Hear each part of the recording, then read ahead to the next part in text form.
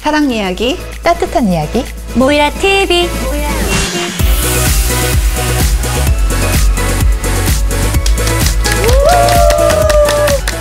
안녕하세요, 낸시의 모이라 TV 시청자 여러분. 오늘은요, 최근에 활발하게 논쟁이 이어지고 있는 낙태 합법화에 대해서 한번 얘기를 나눠보려고 합니다. 지선아, 원래 낙태가 합법이었어? 아니 불법이었지.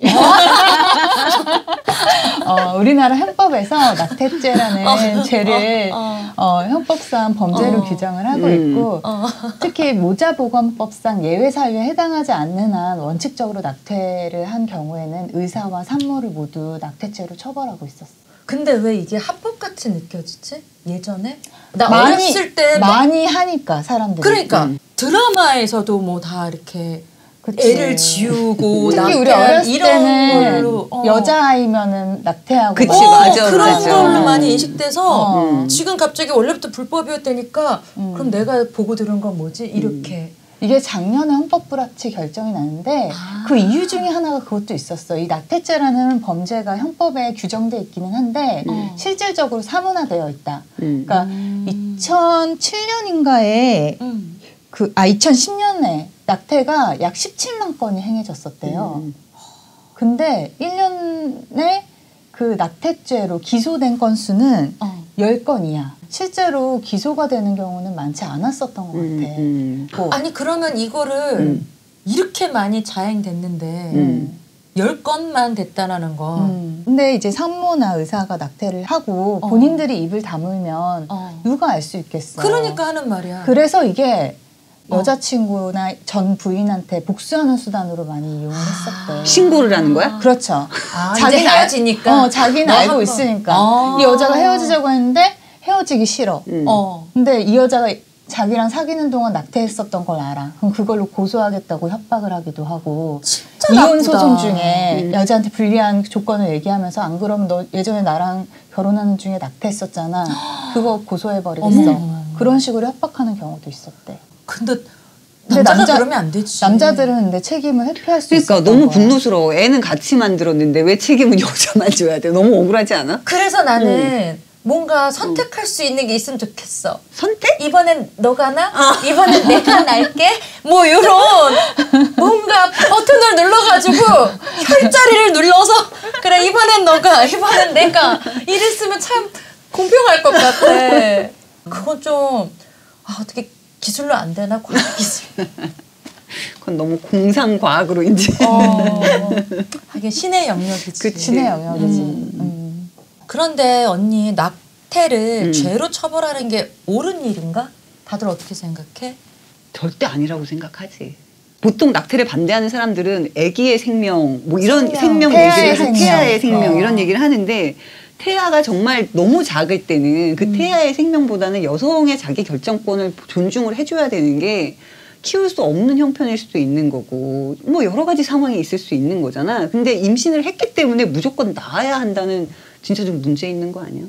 저는 낙태는 나쁘다고 생각해요. 기본적으로? 나쁘다고 생각하지만 이게 형법상 처벌받아야 할 것인가 그거에 대해서는 이제 판단을 달리할 수가 있다고 생각해요. 그러니까 간통죄가 폐지됐다고 해서 바람피는 게 나쁜 일이 아닌 건 아니잖아요. 그치.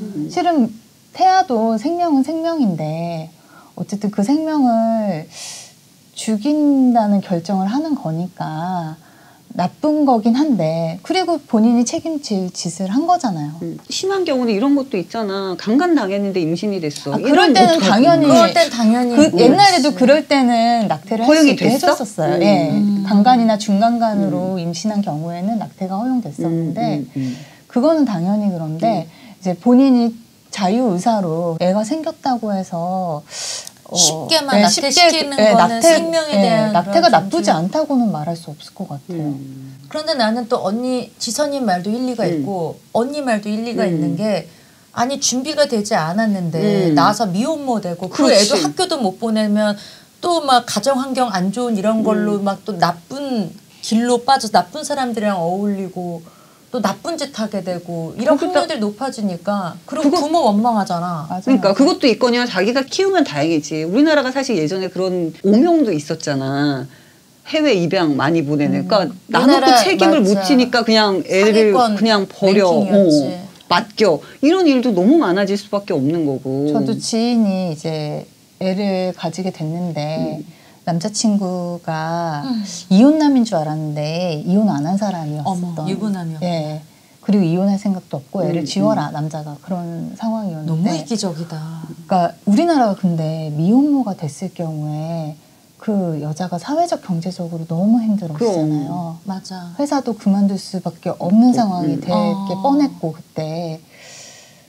그래서 저도 그 언니도 낙태를 절대 안 된다라고 생각하는 그런 주의였는데도 낙태를 하지 말아라 그렇게 말하는 게 참 쉽지 않더라고요. 그러니까 듣다 보니 더 그래. 이건 완전 마녀 사냥이야. 임신을 했어. 그러면은 지우면 불법이야. 미혼모가 되면 미혼모라고 손가락질 당해. 그치. 맞아. 우리 의사도 같이 처벌하니까 낙태를 할 수밖에 없는 상황일 때 낙태를 하려면 의사한테 낙태를 시술을 받는 게 가장 안전하잖아요. 그치. 근데 의사도 자기가 처벌 받게 되니까 이걸 어떻게 음성적으로 그렇게 하게 돼서 어떻게 보면 좀 그 본인은 나름대로 고민하고 그런 결정을 내렸을 때 여성들의 보호에 미흡했다 사회적으로 그런 거 있었던 거 그랬어요. 그러니까 낙태해서 낳았으면 애를 키울 수 있게 지원을 해주던지 그것도 아니야. 알아서 키워야 돼. 그럼 국가가 지원을 해줘야 되는 건 거지. 그럼 미혼모들에 있어서 낙태를 불법화했다면 오케이. 그러면은 몇 살 때까지의 여성이 미혼모가 됐을 때 그 자녀들을 학교를 대학교 때까지 책임을 져주고 그리고 그 최소 경제 그 키울 때 식생활비 있잖아.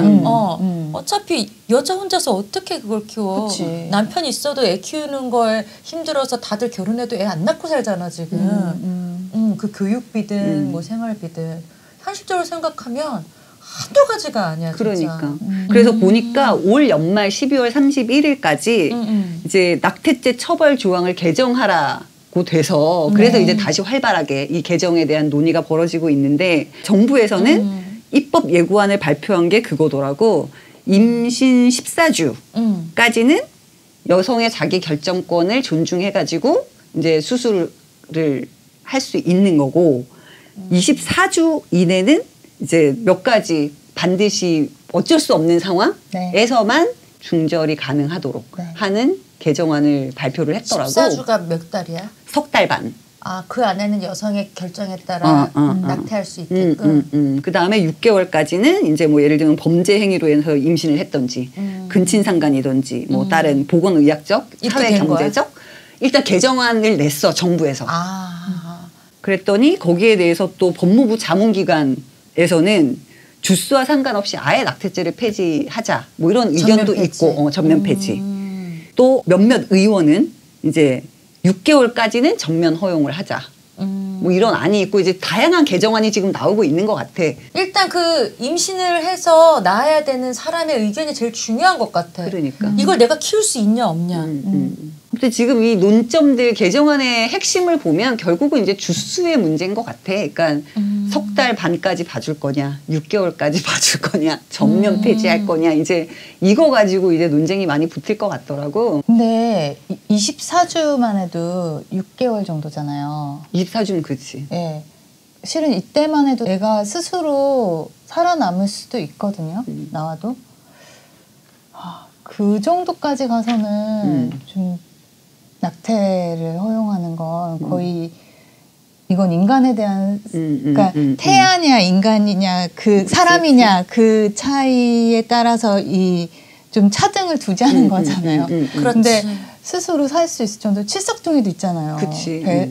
좀 일찍 태어나가지고 자기가 이렇게 태어난 아이들도 있는데 그 정도 가서는 저는 거기서는 낙태죄 폐지하면 안 될 것 같아요. 안 될 것 같고 14주까지 허용하는 거 그거는 인부의 자기 결정권을 존중하는 게 맞지 않나.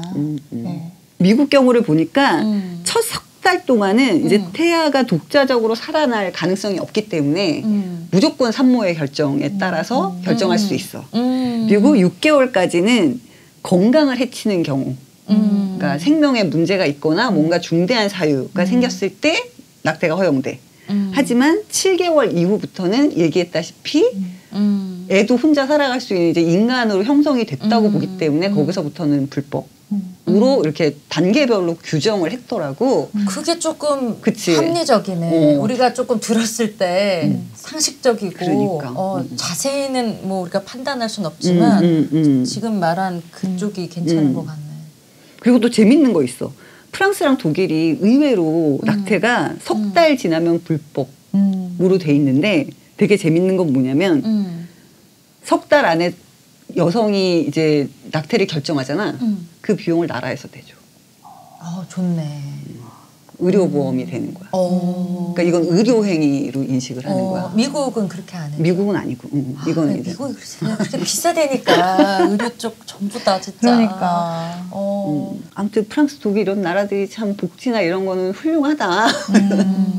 책임을 져주는 거잖아. 그리고 이런 나라들 같은 경우는 또 애를 낳아도 아까 우리가 맞아요. 얘기했듯이 교육이나 이런 것들이 해결이 되니까. 거기는 미혼모들도 혼자서 잘 키운다고 하더라고요. 자발적으로 미혼모, 그러니까 결혼 안 하고 그냥 애 낳아서 기르는 아주 그 어머니들도 많고. 그래요, 여러분. 조금 힘들긴 했지만 이게 조금 사실 가벼운 주제는 아니어서 그래도 이렇게 우리가 낙태죄 합법화에 대해서 저희 생각에 대해서 의견을 나눠봤는데 여러분들도 이 낙태 합법화에 대해서 어떻게 생각하시는지 댓글들과 의견들 많이 남겨주세요. 저희는 여기서 마치도록 하고 우리 또 다음 편에 만나요, 여러분. 안녕. 안녕.